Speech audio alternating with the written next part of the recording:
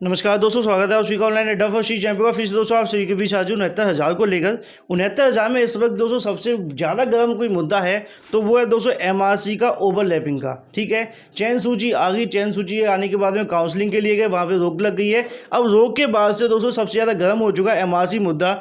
लोग दोस्तों लगातार इस चीज़ को लेकर जो है चीज़ें कमेंट करते रहते हैं और बाद में मुझसे कमेंट करते हैं सर एमआरसी पे बोलिए, एमआरसी पे बोलिए। सबसे पहले मैं एक चीज़ बताना चाहूँगा आप सभी को। देखो पहले क्या हुआ था, जब मामला दोस्तों फंस गया था आंसर की को लेकर, तब लगातार मुझे अभ्यर्थी कहते सर आंसर की अपडेट दीजिए। तो मैं उनको कहता था डी जब मामला कोर्ट में जाएगा या फिर कोई अपडेट आएगी तो सबसे पहले मैं दे दूंगा।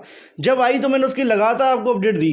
ठीक है, अब उसके बाद क्या हुआ कि कुछ लोगों का मोबाइल नंबर बदलाव नहीं हुआ था। मैं कोई वीडियो डालता वो कहते सर मोबाइल नंबर बताइए, ऐसा नहीं था बताता नहीं था, उसके अंदर बताता था, लेकिन लोग कहते सर मोबाइल नंबर का बताइए प्लीज़, सिर्फ मोबाइल नंबर बात करिए। मोबाइल नंबर का जब सबका सोल्यूशन हो गया, किसी ने आगे कुछ कहा नहीं, वो चलो निकल गया। उसके बाद में क्या आता है, अब जैसे कि 40-45 को लेकर मामले सुप्रीम कोर्ट जा रहे हैं, कुछ लोग आते हैं कमेंट करके कहते हैं कि सर 40-45 बताइए। जब 40-45 की अपडेट आएगी तो मैं आपको दूंगा।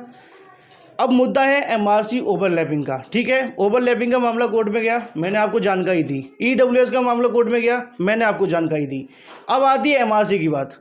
एमआरसी को लेकर मैं आपको बताऊं, जब आपकी मेरिट लिस्ट नहीं आई थी तब मैंने पूरा डिटेल वीडियो बनाया था, काफ़ी लंबे तरीके से समझाया था। जब ओवरलैपिंग का एक अखबार के अंदर न्यूज़ आ गई थी जिसके माध्यम से कहा जा रहा था कि ओवरलैपिंग खत्म हो जाएगी। ठीक है, उस समय मैंने डिटेल के अंदर समझा दिया था। लेकिन अब लगातार अभ्यर्थी सिर्फ एमआरसी वीडियो के नीचे कमेंट करें। लेकिन कल भी मैंने 2 वीडियो के माध्यम से आपको ओवरलैपिंग और एमआरसी के बारे में बात की थी, लेकिन काफ़ी लोग फिर भी दोबारा से कमेंट करते हुए दिखाई दे रहे थे कि सर एमआरसी ओवरलैपिंग में बात करिए। तो कोशिश करेंगे इस मुद्दे पर थोड़ी सी बात की जाए।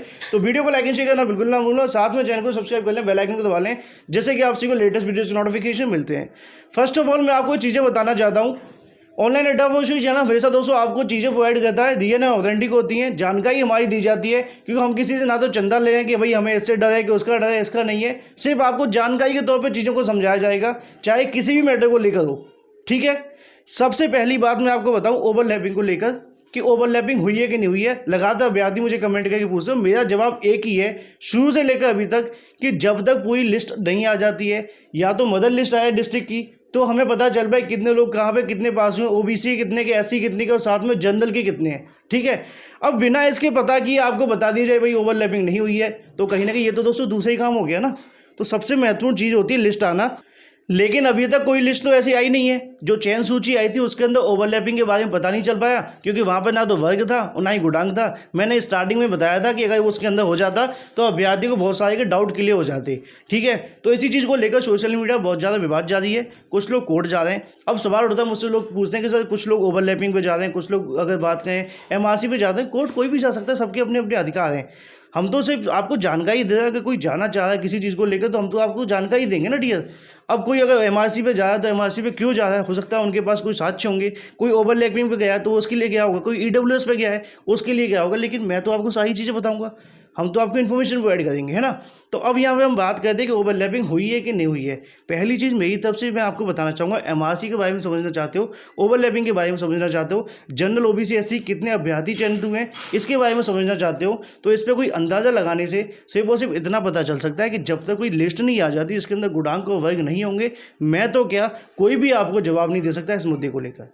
ठीक है, मैंने इस मुद्दे पर 3 बार बात की है, हो सकता है ये सारी की सारी चीज़ें मैं आपको बता दूं। आगे अगर मामला बढ़ेगा तो इस पर आपको और भी चीज़ें बताऊंगा।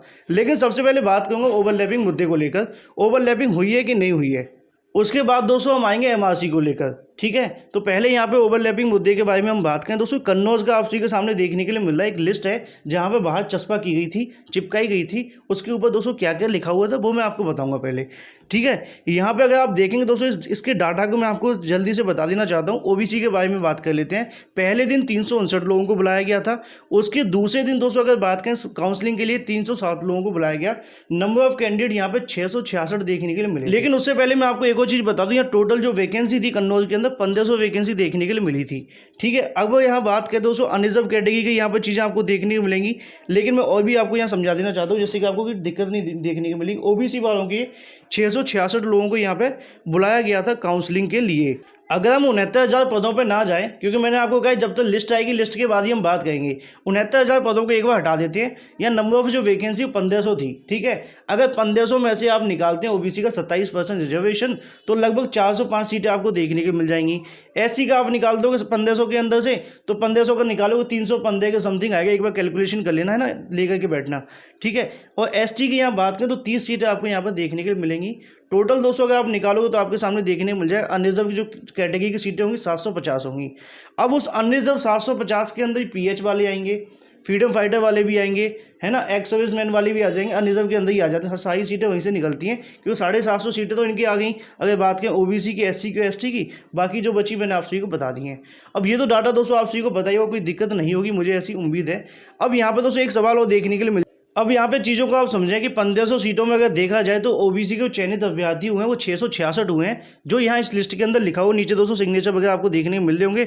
मतलब दोस्तों जो बाहर चस्पा की जाती है उसके ऊपर सिग्नेचर तो नहीं होते हैं, लेकिन जब तक ऑफिशियल आएगी तभी देखने को मिलेगा। आप बार बार मुझे कमेंट करके कहेंगे तो मैं आपको चीज़ों को इसी के माध्यम से समझा सकता हूँ, क्योंकि आपको पता है कि जब तक ऑफिशियल कोई लिस्ट नहीं आ जाती है किसी पर समझाना मुश्किल तो लगता ही है ना। तो यहाँ पर आप चीज़ों को समझ लें कि 1500 में से 666 ओबीसी के चयनित हुए हैं, ठीक है। अब मैंने आपको पहले बताया था 27% अगर आप निकालेंगे तो यहाँ पर लगभग दोस्तों 405 आपको सीटें मिल रही थी ओबीसी की, लेकिन उससे ज़्यादा चयनित हुए हैं। तो आप समझ ही सकते हैं कि ओवरलैपिंग के माध्यम से ही अभ्यर्थी ज़्यादा चयनित होंगे।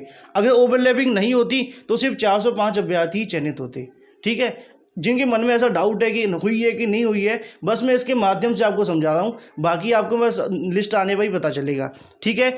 अब बात करते हैं एससी वालों की। एससी की सीटें दोस्तों 315 हैं। अब आप दोस्तों नीचे टोटल करेंगे तो आपको यहाँ देखने के लिए मिल जाएगा, एससी का आपको दिख ही था, ठीक है। तो ये था दोस्तों आपके सामने। अगर आप इसको टोटल करते हैं तो लगभग 206 और 131 के आसपास जो बनेगा 337 समथिंग हो जाएगा, है ना। तो यहाँ पे सीटों की संख्या दोस्तों मैंने आपको अभी समझाई, एससी की 315 है। 315 में से अगर दोस्तों 331 को माइनस करेंगे तो -22 आपको देखने को मिलेगा, मतलब 22 लोगों का ज़्यादा चयन हुआ है। सेम आपको वहाँ पे देखने को मिला ओबीसी के अंदर भी लगभग अगर बात की 666 सीटें थी, माफ़ की 405 सीटें थी, 666 लोग चयनित हुए, तो 261 अभ्यर्थी वहाँ पे एक्स्ट्रा चयनित हुए अपनी सीटों से बढ़कर, जो कि ओवरलैपिंग के माध्यम से गए होंगे। एससी की बात कर लो, एससी के अंदर भी लगभग सेम चीज़ आपको यहाँ देखने के लिए मिली है कि यहाँ पे जो अभ्यर्थियों की संख्या है दोस्तों वो 337 है, सीटें 315 थी, लेकिन चयनित तो 337 हुए हैं ना। तो 22 सीटें दोस्तों कहाँ से आई?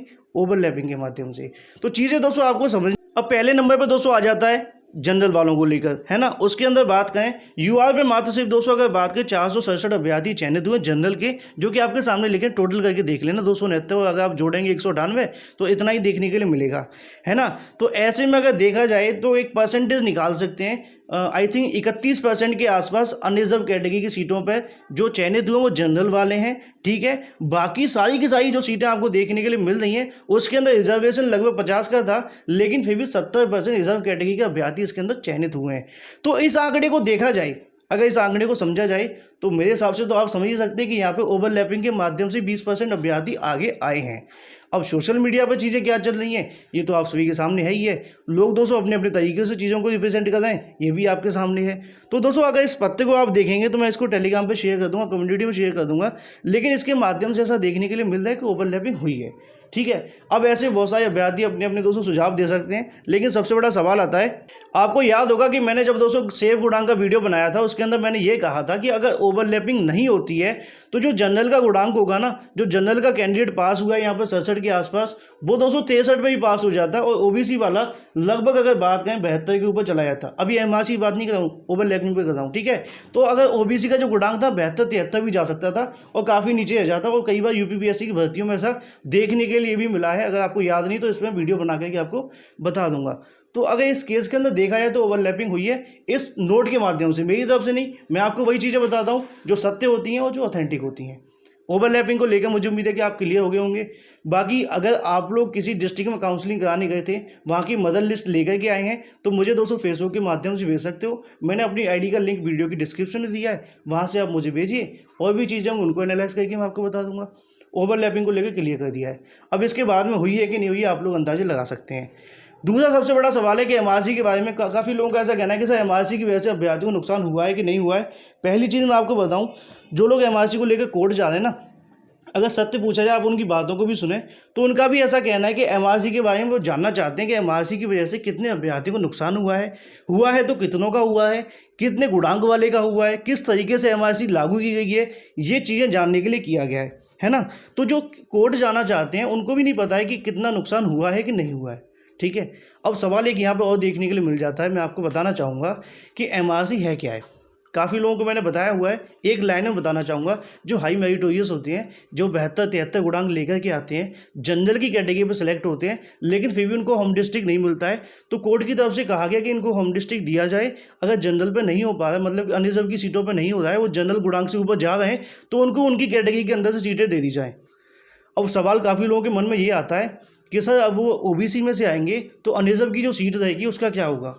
जो एक सीट छोड़ के आ रहा है अनरिजर्व की सीटों पे, उस पर भी 200 चयन कम गुणांक वाले का हो सकता है, उस जगह पे उसको दिया जा सकता है, ऐसा ऑर्डर के अंदर लिखा है। आप उस ऑर्डर को डिटेल में पढ़िएगा, आपको चीज़ें समझ में आ जाएंगी। एमआरसी ऑर्डर की बात कर रहा हूँ मैं, ठीक है। उसके आधार पर आपको ऐसी चीज़ें देखने के लिए मिल जाएंगी। तो उसके अंदर ये नहीं कहा गया कि अगर वहाँ से जो ओबीसी वाला है 72 गुणांक लेकर के आ रहा है तो उसको वहाँ से निकाल के अपनी ओबीसी में डाल दीजिए और जो बाकी नीचे वाले बाहर हो जाएंगे। नहीं, जो वहाँ से सीटें बचेंगी ना, उस वाली सीट को कम गुणांक वाले को ओबीसी वाले को दे देना है। ओवरलैप करने की आवश्यकता नहीं पड़ेगी, मतलब कि उसकी ही सीट होगी कि भाई उसको 70वें नंबर का डिस्ट्रिक्ट मिल रहा था, लेकिन उसको डिजर्व करना पहले का था, तो जो पहले वाले का मिल रहा है उसको पहला दे करके बाकी जो कम गुणांक वाला है जो उस सीट को रिजर्व करके उसकी जगह पर दे देते हैं। ऐसा दोस्तों उस ऑर्डर के अंदर लिखा गया है।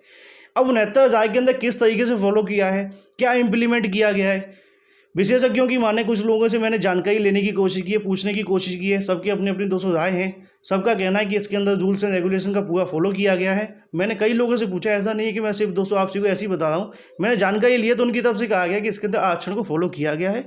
जो विसंगतियाँ देखने की मिली थी 68,500 की, उनको यहाँ पर दूर करने की कोशिश की गई है। बाकी जो लोग कोर्ट जा रहे हैं वहाँ जाएंगे, वहाँ पर काउंटर मांगेंगे, काउंटर की तरफ से चीज़ें आपको देखने के लिए मिल जाएंगी, वहाँ पर देखने को मिल जाएगा। अब जब तक लिस्ट नहीं आ जाती है तब तक आप उम्मीद करें कि मैं आपको बता दूं कि हुई है कि नहीं हुई है, तो आपको ये चीज़ें अपने आप एनालाइज करनी पड़ेंगी। कितने अभ्यर्थी कौन सी जगह चयनित हुए हैं, अगर अपनी सीटों से ज़्यादा चयनित हुए हैं तो साफ इंडिकेट करता है कि ओवरलैपिंग हुई है, इसमें कोई शक नहीं है। लेकिन यहाँ पे सिर्फ और सिर्फ दोस्तों ये एक ही मुझे डिस्ट्रिक्ट की देखने को मिली है, और भी डिस्ट्रिक्ट की आएंगी तो उस पर भी मैं बता दूंगा। एमआरसी के बारे में आपको बता चुका हूँ कि ऐसा फॉलो किया गया। जो लोग कोर्ट जा रहे हैं वो भी यही जाना चाहते हैं कि उसके अंदर कितने अभ्यर्थियों को नुकसान हुआ है, क्या एमआरसी किस तरीके से लागू किया गया है, क्या कम गुणांक वालों को कोई दिक्कत हुई है, तो वो सारे के सारे रूल्स को जानने की कोशिश करें। ऐसा नहीं कि भाई एमआरसी की वजह से काफ़ी लोगों को ऐसा लगा है कि कम गुणांक वाले ही सारे चयनित हो जाएंगे। सीधे सिर्फ 69,000 है, आपको भी पता है कि गुणांक वालों की संख्या भी काफ़ी ज़्यादा है। तो चीज़ों को खुद से आप सभी एनालाइज कर सकते हैं। बाकी मुझसे आपसे ही बार बार कहते हैं कि एमआरसी को बोलिए, ओवरलैपिंग बोलिए, बोलने को मैं हर एक मुद्दे बोलता हूँ। जब तक मेरे पास चीज़ें नहीं अवेलेबल होंगी मैं उनको एनालाइज नहीं करूँगा। उन मुद्दों पर बहुत कम ही बोलता हूँ, आप सभी को पता होगा। मैं हमेशा से कहता हूँ कि जब तक मैं चीज़ें आपको दिखा के समझा के नहीं बताऊँगा, ऐसी दोस्तों हवा में तीर चलाना थोड़ा सा मुश्किल होता है, आप समझ ही सकते हैं। तो ऐसे में आपसे थोड़ा पेशेंस रखिए। जैसी कोई लिस्ट आती है, मदर लिस्ट मेरे पास आती है, तो मैं सारे विश्लेषण आप सभी को बताऊंगा। अब जो कोई कोर्ट जा रहा है ओवरलैपिंग को लेकर, कोई एमआरसी को लेकर, कोई ईडब्ल्यूएस को लेकर, तो आपको पता है वो जा सकते हैं। और उस बारे में मैं क्या बोलूँ ये आप सभी चीज़ों को समझ ही सकते हैं। तो फिलहाल मुझे उम्मीद है दोस्तों आपको चीज़ें समझ में आ चुकी होंगी। अभी भी आपके मन में कोई डाउट है तो हम भी दोस्तों आने वाले समय के अंदर क्लियर कर देंगे। फिलहाल इस वीडियो में इतना ही। Thank you for watching this video.